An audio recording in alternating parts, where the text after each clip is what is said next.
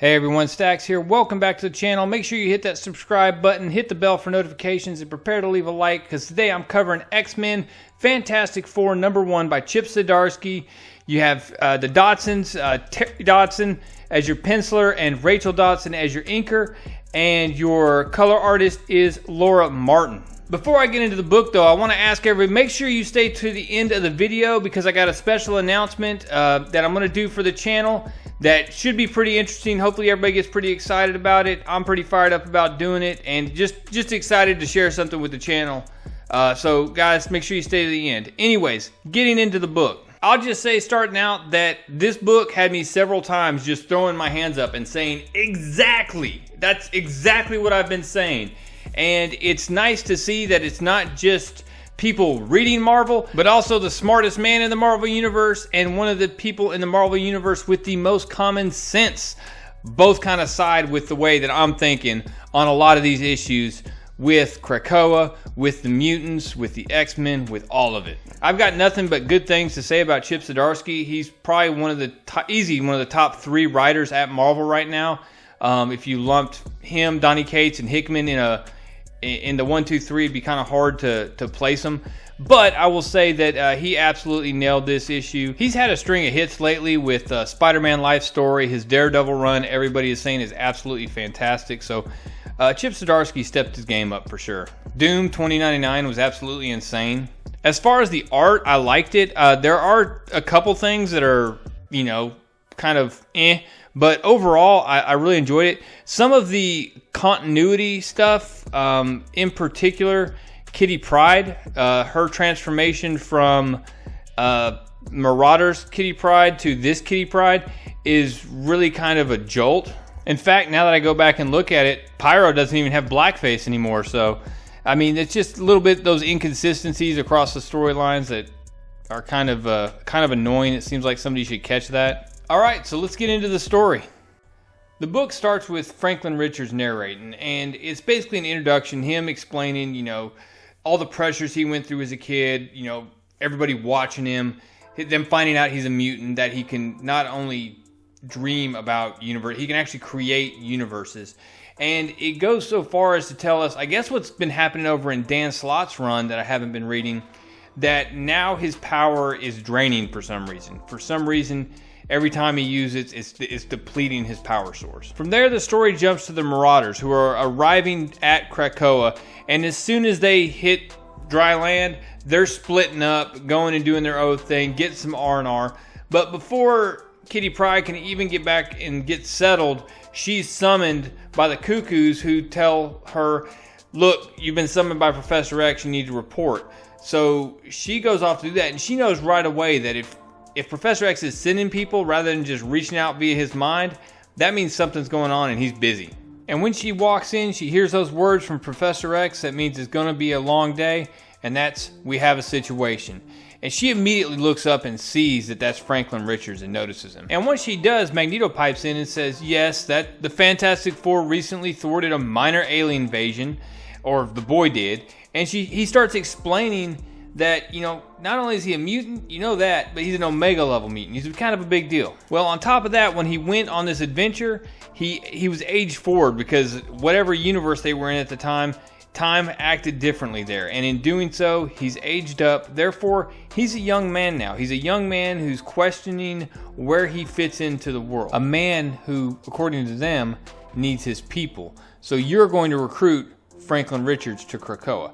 And she's like, hold up, his parents are the Fantastic Four. It's the smartest man in the world, one of the smartest men in the world, and one of the most powerful women in the world, and you're going to convince them that coming to Krakoa is better for him? And Professor X tries to say that since his powers are depleting, something's wrong with him, and that we can help determine what that is. And we also need to determine if that's something that can happen to other mutants. Oh yeah, and by the way, that's where you fit into recruiting him. We know you guys have a history, if you will, that you guys have a special relationship, that he trusts you probably the most out of all of us. And he didn't say it, but he's like, yeah, we want you to take advantage of that. And with that, she's kind of like, oh shucks, he probably doesn't even remember that. Well, Charles assures her he does remember that, and your presence is going to be key and could make all the difference. So you need to go get on your boat and get to New York, ready to go. From there, we jump to 4 Yancey Street, home of the Fantastic Four, where Reed Richards is experimenting, trying to figure out what is going on with Franklin and why it is that his power is deteriorating. And Reed's run all the tests he knows to run at this point, and the only thing he knows is that for some reason, it's not replenishing. Well, obviously, this is getting under Franklin's skin, because, I mean, his dad has literally solved every problem in the universe, just about. And, I mean, he's one of the smartest guys in Marvel. And he can't figure out what's going on. And that just frustrates him. I mean, he's already crossed over that bridge from where your parents are these heroes in your mind where your dad can do anything. And then you cross over the bridge and then you're a teenager. And suddenly, like the next day, he's the dumbest guy on the planet. And I don't look forward to that with my kids at all. Anyways, Franklin ends up storming off. And Reed comes out of the lab behind him. And Sue catches him and tries to just talk to him about, and Reed's just being total science guy. And she talks to him about what Franklin must be going through. And it's a really good character moment where she talks about how at one point she was a really big soccer star, was doing great, and then she broke her ankle and kind of lost that whole scholarship and a bunch of other stuff, and how she had a plan for her life and then it was taken out from under her. And that's exactly what Franklin's going to, but to the 1/1,000,000th degree. He's young, he's trying to find his place in the world. He was granted all this amazing ability, and now he's losing it, and he's just trying to figure out where his place is in the world. And that's tough enough, even if you're not a member of the Fantastic Four. Jump past a log entry from Reed Richards, which serves as a white page, to a cafe where Ben Grimm is sitting down with Franklin. And Ben is doing a good job of basically being an uncle here to Franklin, because you have all this stuff going on, and he's obviously torn up about it, but he's being sympathetic to Franklin while not stepping on Reed's toes. And even when Franklin turns this conversation to kind of bashing his dad a little bit, Ben says, hold up, your dad is doing everything he can. He's doing his best. Franklin looks up and asks him, is he? He's been able to, he's one of the smartest guys in the world, and he's got 2 puzzles he hasn't been able to figure out. You and me. But Franklin follows this up being like, look, I don't think he's doing it on purpose. I don't think he's intentionally doing this, but he's always been weird about my powers, and they've always needed your muscle from the very beginning. I'm not saying it's on purpose. I'm just saying maybe subconsciously. I don't know. And Ben again shuts him down and says, don't. Your dad is a good man. He cares about both of us. If he didn't want to fix either of us, he'd tell us. Because if he didn't, he knows we never forgive him. And right at that point, Johnny Storm comes busting in and says, there you guys are. We got to go. We got visitors. And honestly, not the good kind. And then we jump to right in front of the Fantastic Four headquarters, and the X-Men have showed up. Sue Storm's standing out there with a force field up, and Wolverine's just tapping on it. And Sue's asking, I'll ask you one more time, Wolverine, why are you here? And Professor X responds, you know why we're here, Susan. We're here about the future. And I'm going to say, if you're trying to avoid conflict, this is a lesson in how not to do it. You show up at the Fantastic Four's house trying to take their kid with Wolverine, Storm, Bishop, Iceman, Pyro, Magneto, and Professor X. Anyways, right after Professor X makes the comment about talking about the future, Magneto pipes in with, we're here about birthright. And it's like, hold up, you're here for our son. And Sue's like, oh no, you don't get to talk about birthright to the woman who gave birth to him. Well, it's at that point that Franklin arrives, and when he does, that's when Kitty kicks into action. She phases through Sue's force field and just walks right up, says, hey Franklin, and they give each other a big hug. And his parents are absolutely stunned. Well, they end up taking this thing inside and sipping some coffee, hanging out. And the best way I can explain what happens next is that the conversation goes poorly. The first word out of Charles's mouth are, so, as you know, things have changed. And Reed Richards just throws his hands up like, yes, Charles, you changed them. And his defense is, yes, I just took the next logical step after years of persecution. Reed, Krakoa is a home to all mutants now. We're recognized by the United Nations, and we even have diplomatic immunity. in more than 100 countries. It's like, why are you telling us this? And Reed calls him out. He's like, you're acting like you're above humanity, buying us off with gifts of medicine. And Magneto chimes in, we are above them. And above you. And from there, Professor X lays it on pretty thick. Eric's being blunt, but we are the next step in evolution, and we're just embracing it. We can't control how others feel, but we need to protect ourselves. So we've prioritized our protection of all mutant kind, and that includes your son. And then Charles tries to seal the deal, saying that nearly every mutant on the planet is on Krakoa. It's a paradise. We can be free there. Franklin Richards is one of us and belongs with us there. And at that point, Sue chimes in, absolutely not. This family isn't about segregation. We want our children to live in a modern society where they can learn and grow with people who are different and have different experiences from themselves. It's why we chose to stay here on Yancey Street, so we could be around people. Well, Magneto tries to throw it back in her face, like, well, don't you mean endanger people the next time that somebody decides to attack the Fantastic Four? Well, this is where Eric makes a mistake, because he tries to bypass the parents and go straight to the kid, right? It's like stepping between Mama Bear and the Cubs. So he starts talking to him, saying, you've done well hanging out with the people, but it's time for you to come home and discover your true home. Come home with us. And Sue's like, oh, heck no. She balls him up in a force field and tosses him across the room. Just yelling, get away from my son. Now, and Reed's like, whoa, Sue, it's okay. Don't do that. Professor X comes in with like, release Eric or I will make you release Eric. And Reed's like, no. You come up in here. Don't even dare try to handle this. We'll handle this with discussion, not your mental violations. You understand? Well, Kitty probably can spot an opportunity when she sees one. So she's in Franklin's ear saying, you ready to split? Grabs his hand, they phase through the wall and take off. Outside, Ben asks Storm, look, do you think this is a good idea? And Storm goes on to explain that she thinks it because of, like what happened to Genosha, where millions were killed. And that it's a good idea that they're all together, that they stay together because together they're strong. And Ben Grimm mentions, he's like, look, I don't know. Sounds to me like the least safe place for my mutant godson is a new Genosha. And he brings up a really good point. You're putting everybody back on a single island. Back out with Franklin and Kitty, she's basically working her ABCs of sales and always be closing and really working on selling him on, look, your parents, they'll get over it. What do you really want to do? If you want to go to Krakoa, you need to do it. Well, to help seal this deal, she takes him to a Krakoan gateway. That's when Johnny Storm shows up, and he is livid. He's like, you are seriously kidnapping? Are you kidding me? And it's at that point that Johnny just gets blasted by something, and Storm, or whoever it's pointing off panel, says, stay away from the young man. He has diplomatic immunity. Well, right as they show up is right when Reed Richards and Ben Grimm show up, and they start throwing down. Of course, the X-Men here, they're held to kill no human. The Fantastic Four, they're fighting for their son and godson and nephew. So it's family here. But I love how the Thing calls everybody out here. It's like, it's funny how the only folks who need diplomatic immunity are the ones doing things wrong. And it's this next line, this next part, where if you don't think that the X-Men are the bad guys after this, I just don't agree with you.